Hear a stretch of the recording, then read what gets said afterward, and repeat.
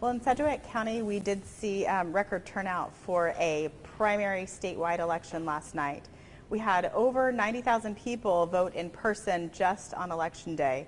And when you combine that with the early in person that we had and the mail-in ballots we've received so far, we're sitting just a little over 43%, just barely over 43%. I would expect that to go up just a little bit as we continue to receive mail ballots. People have asked about what we have left to process in our office. Right now, what we've received is we have about 1,600 advanced by mail ballots that have not been processed and added to the totals. We do have up to around 4,500 potential provisional ballots that will need to be researched and processed. About 250 of those are challenged ballots where people have actually returned those, but there was a problem with the signature. And we reach out to those individuals just to make sure they get a chance to cure those before canvass. And all provisionals will be counted, will be reviewed by the Board of County Canvassers, and then the determinations made on that. Let's see, some other questions I had. So the total number of ballots we have counted so far and reported is 141,937. So that's quite a bit. Yesterday we did see long lines. We knew this was going to be a long day. There had been a lot of participation advanced by mail and an early in person, so we did know there was going to be a long day. We did see some lines at some locations, but really just the record turnout, I think, is pretty impressive for our county. I know that some people did wait in lines, and we're just excited that they came out to vote.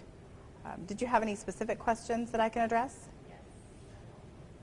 Oh, I was just going to ask, aside from the percentage, are you able to speak to how the overall number of ballots compares to some of the previous primaries, like the 2020 presidential primary, for example? I don't have those specific numbers I could get for you. You could check those against the 2020 presidential primary results are still on our website, so you could check those against those numbers. There were 81 polling locations versus 86 in previous years. Can you address why that was? Sure, I can tell you a little bit about polling locations. So polling locations are selected for a variety of reasons. They have to be willing, first of all, suitability, availability. There is a lengthy ADA checklist that has to be followed to make sure that they are compliant. There's cost, there's size, and we lost a couple of polling places. We lost one in 2020 due to COVID. We lost another one recently, which was a church, and we had not been able to find a replacement for that. Sometimes it's very challenging to get polling places, but what I would say is that we are absolutely willing to enter discussions and partner with any business, any entity who is interested. They can get a hold of our office at 316-660-7100, and we'd be happy to start those conversations. It is a bit of a process to go out and do the site study and verify that everything meets, but contacting our office is the start of the process. Is the number of polling places determined by the state? The number of polling places is determined locally. Can you walk me a little bit through discussions or past discussions with the school district? Because I know state law says they shall make facilities available for polling, but they don't seem to be participating.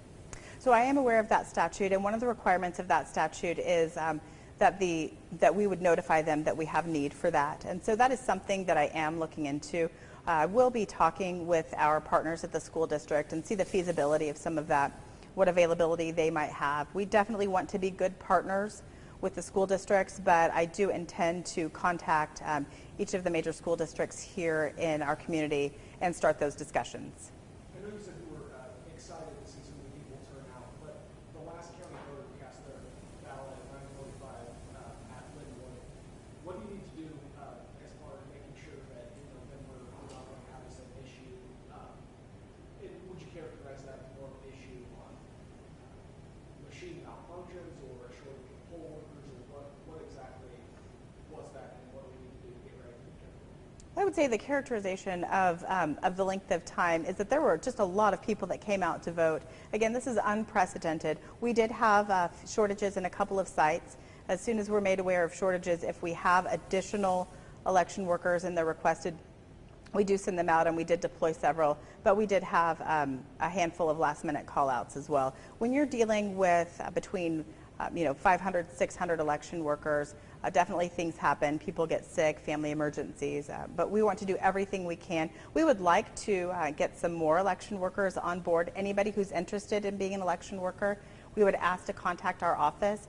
There's actually a link on our website that says election worker. People can learn what an election worker does and how to become one. We'd love to have sites fully staffed, overstaffed, and have additional staff ready to go. It is a very, very long day for people, so we do appreciate that people come out and do it, and we really couldn't do it without them.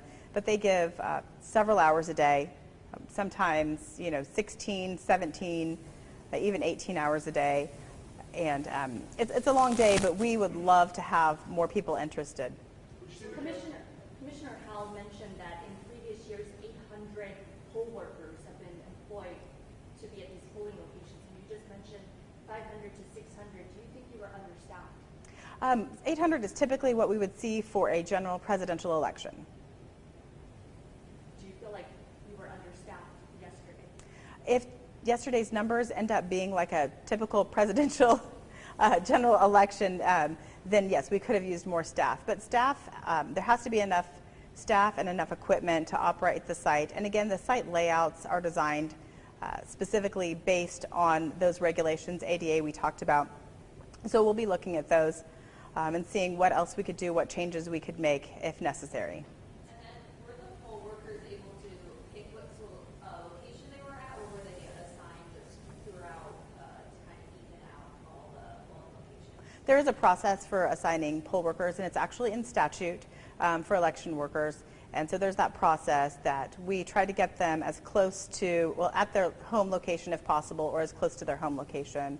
But sometimes sites fill up in one area and don't fill up in others. So our election workers have been very willing to help us and go to sites that may be outside of their neighborhoods. So what exactly happened at the Mays Rec Center?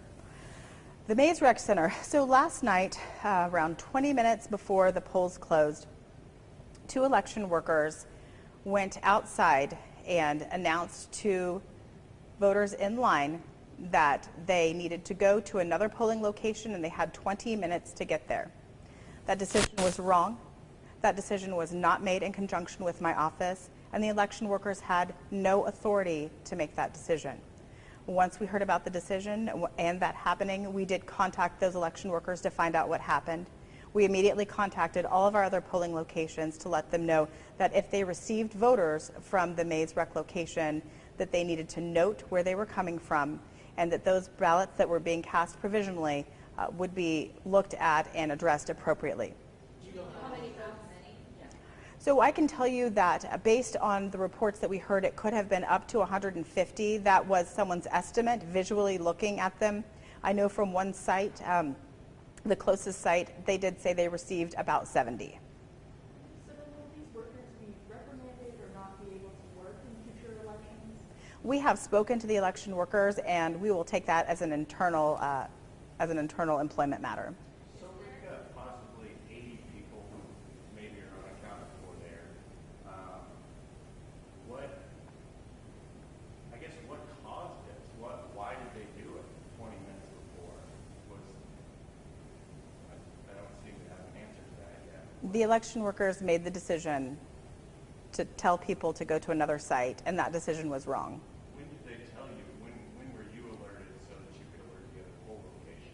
We were actually alerted by the media. Nicole, with our communications staff, asked us, and we started calling and asking questions. Our first call was to the supervising judge, who was not aware of that happening, and said that no, that she brought everyone inside. We then, upon hearing further reports, requested again that she ask everyone in her polling site, at which point 2 election workers did say that they had spoken to voters outside. Can you say if they're new election workers? What type of workers are these? I would have to look into that a little further. I don't have that information for you at this time. You mentioned about 70 went to another location. Which location did they go to? We had about 70 go to Life Church in Mays, yeah. And the more could have come to other locations. We're still researching that. We have a lot of paperwork to get through to find that out. Is the budget for election workers different in the primary versus the general election? Like, do you have a larger staff you're able to have in the general election than the primary? Does that make sense? Yes, so budget is dictated, pardon me, is planned, I shouldn't say dictated, is planned in conjunction with the county manager's office, finance, and the county commission. And typically, and these budgets, as I'm sure you know, are adopted quite a ways out. And so those are planned based on what previous needs for those elections are.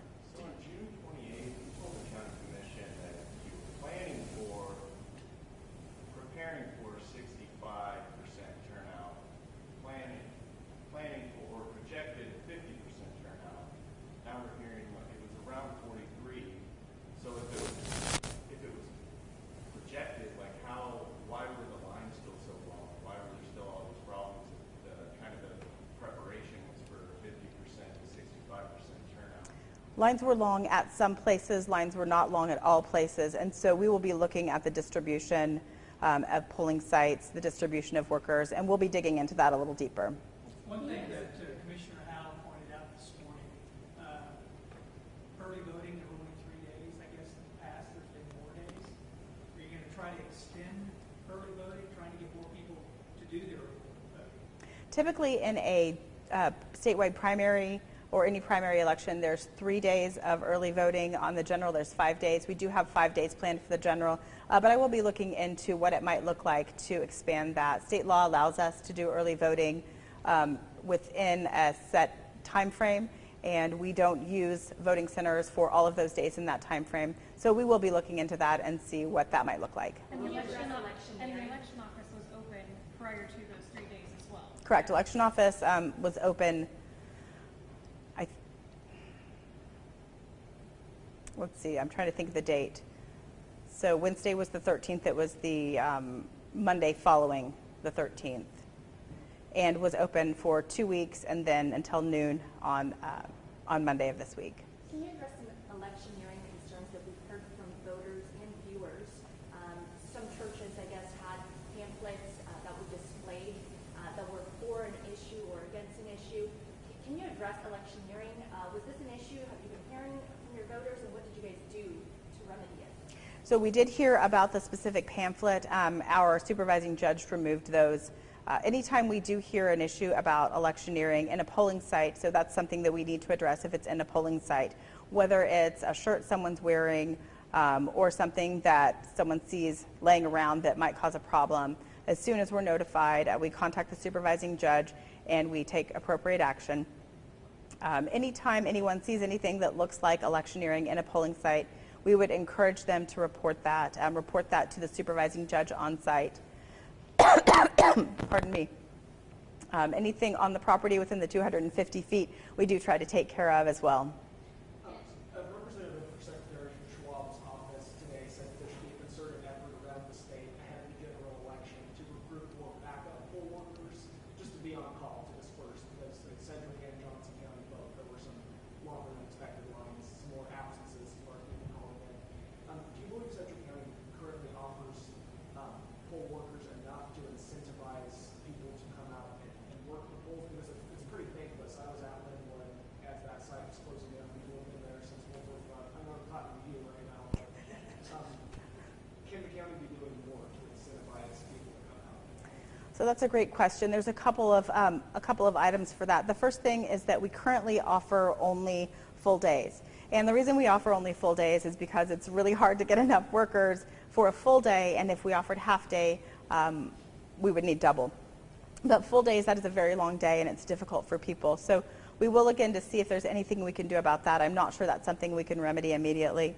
In 2020, election worker pay was increased in response to just trying to get people out, and I think there was some additional funds that had to do with COVID relief that were used to do that.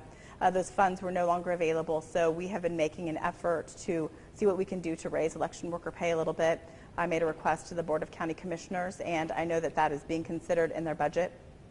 And so I'm confident that they'll take a look at that and see if that's possible.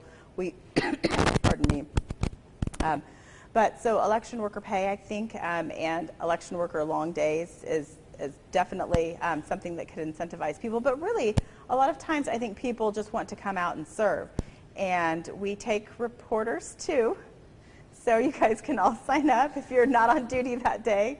And I actually, in a smaller election, if you have the ability, I would encourage you to come work, get your hands on, find out the process. Anybody who's willing, we would love to have people start the process of becoming an election worker. We'll take 3 more questions. Do you have anything? They've been asking all my questions. Okay, great. 3 more questions. Yeah, I was just going to, or you're good. Do we know how many election workers were assigned to work on election day and then how many called in sick? I don't have that number for you right now, but I am working to get a list of the call-outs that we had in the past few weeks. Has your office made any criminal or civil referrals of the 2 poll workers who turned away 250 voters? We are still investigating that situation. 1 more question. Yeah, and I would just say overall, seeing the high turnout, do you think it exposed more kinks and more problems than you were anticipating? And do you think that's good going into November, or is there a little bit more work now? I think with every election, there's something to learn, and I think we've definitely learned something this election.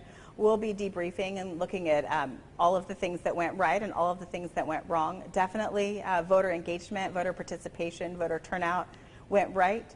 If there's anything we can do to alleviate long lines, we'll look at that, and we just hope that going forward in November that we can have everybody have a good experience.